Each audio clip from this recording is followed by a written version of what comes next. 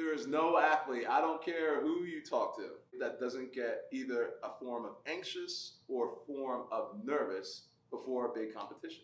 There's an athlete who tells you they don't, they're lying to you.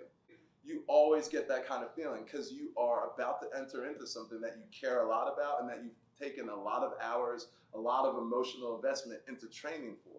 Whenever you're going into a competition, whenever you're going into a play, into a concert, any time that is the big stage of what you do, you're going to have some kind of feelings. How do you mentally prepare for that?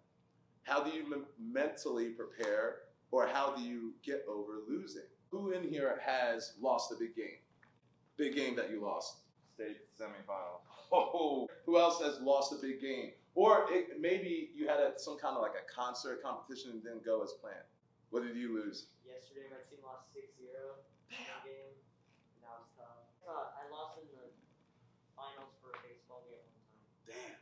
Losing the finals is tough. I'll tell you guys a story. I played football at the University of Delaware. Who's ever heard of that school before?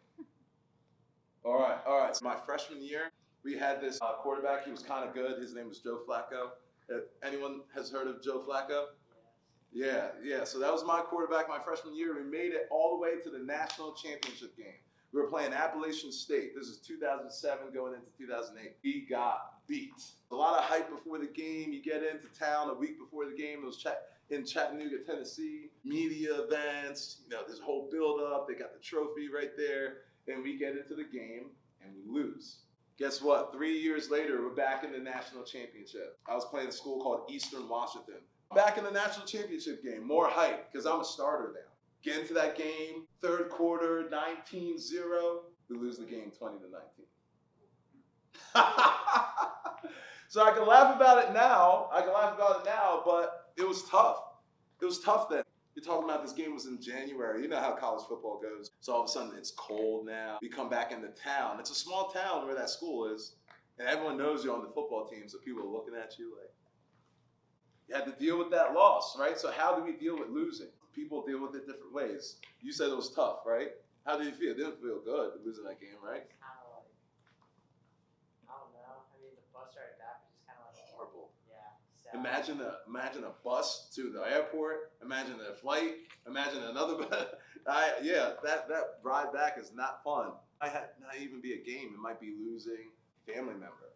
It might be getting a bad grade on something. How do you deal with those events that pop up in your everyday life? One of the ways that I tell my athletes to deal with it is to literally just talk about it at first. Talk about it with someone. One of the things that I like to tell my athletes is you have more to win. Whether it's a game, whether it's a grade, whatever you're dealing with in your life. When you're at this age, all right, when you're young, you kind of feel like your world is right in front of you and your life is right now and there's nothing else. That game that you want to play that's coming up in a week, that's the only game.